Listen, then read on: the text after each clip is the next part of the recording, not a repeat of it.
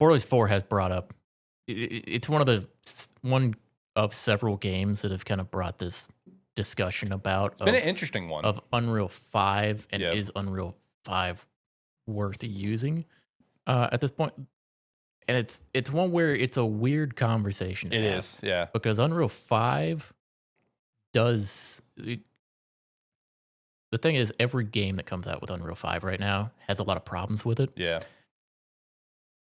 but that's because it's new. It's new, kind of new still. People haven't figured out how to do everything that they were doing with Unreal 4. Yeah, there's certain elements to the game design, and we're not game designers. Let's stress No. that. But there's certain elements to the game design that hasn't fully been like fleshed out, where they're trying to do too much in one part of Unreal 5, and it's causing the issues. Because it's like I thought of the idea for this topic from the meme I sent you, where it's like the joke used to be, "Can your PC run Crysis?" Now the joke is, "Can your PC run an Unreal Engine 5 game?" And it showed a list of like Borderlands, Metal Gear Solid, and whatever the other two were. Yeah. So it is a question that have, or it's like, is it kind of overrated? Yeah, I think a lot of it is because I've heard or I've listened to like some uh videos like game devs talking about it, and Mhm. then just some like people in the industry talking about Unreal 5 and that. And it's one where the reason a lot of games are still doing Unreal 4 is because they know most of the kinks with it. They know how to make it do what they want it to do. And Unreal 5, they haven't like I said, they haven't figured a lot of that out, and it hasn't gone through all the additional development so far. So people are trying to find workarounds to make things work. And as it turns out, sometimes those workarounds they don't work as good as you want them to. Yeah. And there's like elements to like Unreal that, they try to run like a series of scripts for in Unreal, when it's like it'd be better to run those series of scripts through like, what is it called, like C++, whatever it is. Again, that's game dev talk that I don't know. Yeah, Yeah. this is just word of mouth that I'm kind of picking up.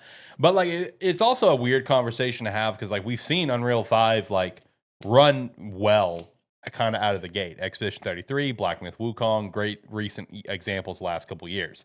Like we know Yeah. it can be run great, but it's like It's like part of it is like some of those games like Expedition 33. Expedition 33 looks and runs great. yeah, But I think part of that is a lot of Expedition like Expedition 33 stuff is contained.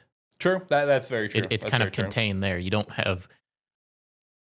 don't necessarily have the giant open zones with all kinds of crazy wacky shit that can happen.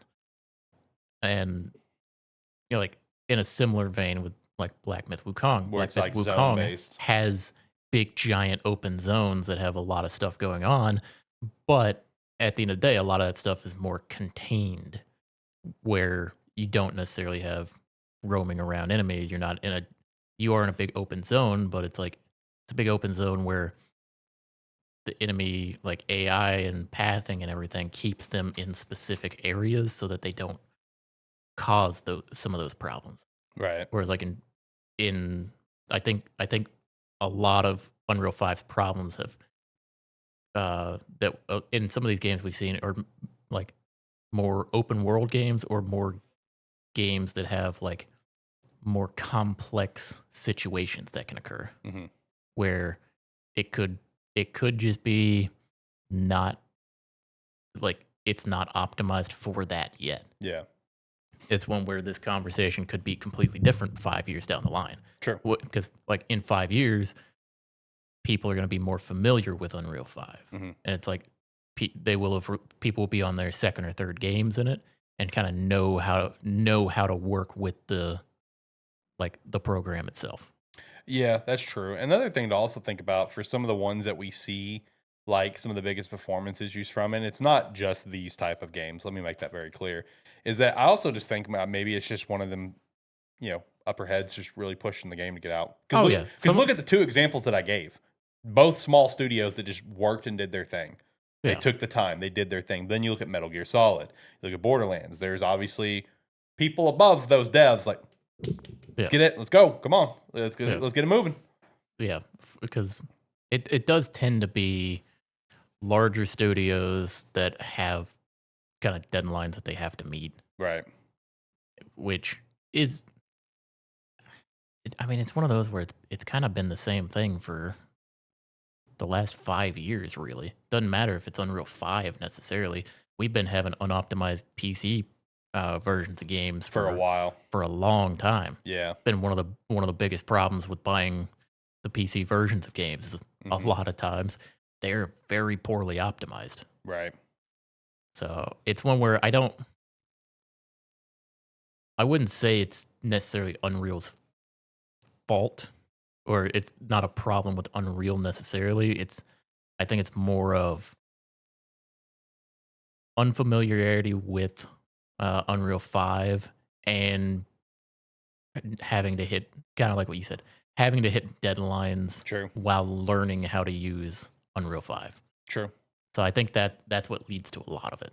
Yeah. Because some of the it is a weird thing where the larger developers and the larger companies somehow have less time to work on stuff.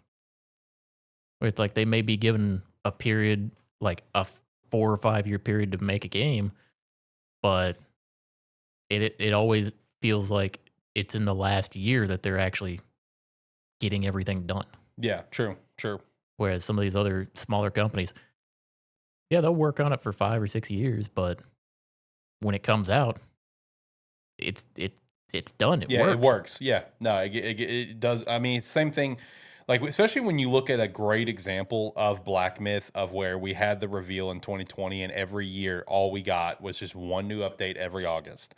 And me and you, as someone who's watching it from the original 10, 12 minute reveal, is we saw the constant growth year after year after year. And that was also just Game Science team getting more familiar with the Unreal Engine, and Yeah, it showed in the final product. yeah. It's one where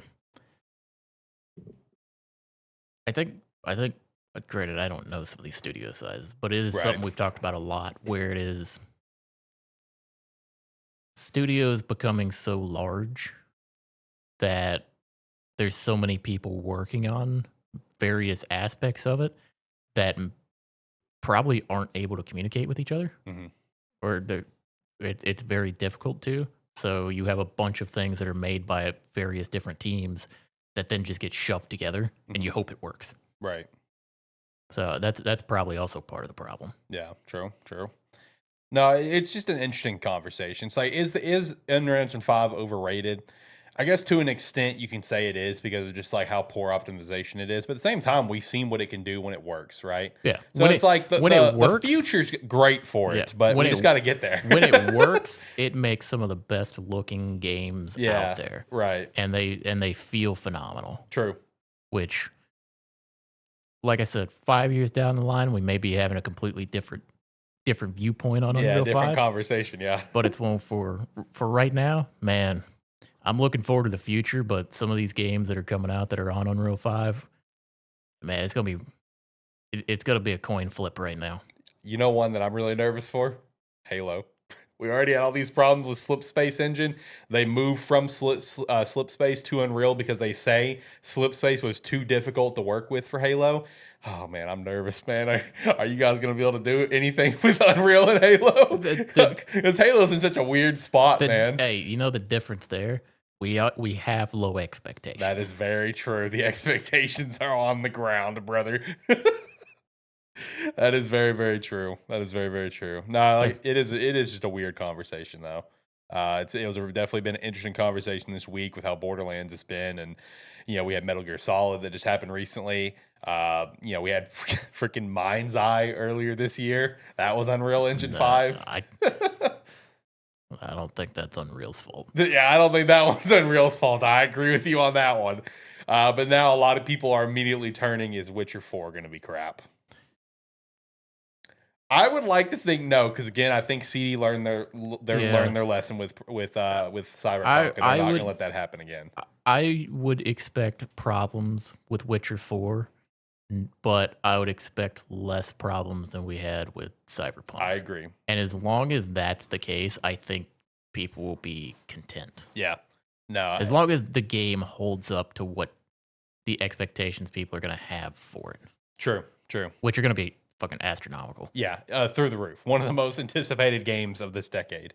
Which, man, the CD Projekt Red is setting themselves up for like a massive fall again Yeah, because yeah. they're once again coming out with one of the most anticipated games of all time. True, true. And I don't think they're gonna mess up this time. Oh, like I I said, think they there's will. gonna be some problems, Yeah, yeah.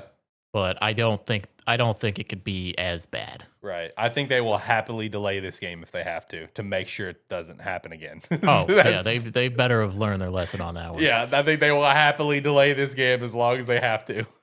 Because like we learned from Cyberpunk, it's like Cyberpunk took about a year and a half to kind of get fixed, Yeah. and it's like if they would have just delayed it that year and a half, my God, we would have had a totally Whole different experience. the experience we're having right now with the game where the game is goated is probably what we would have had, which is crazy. Cyberpunk is so good, bro.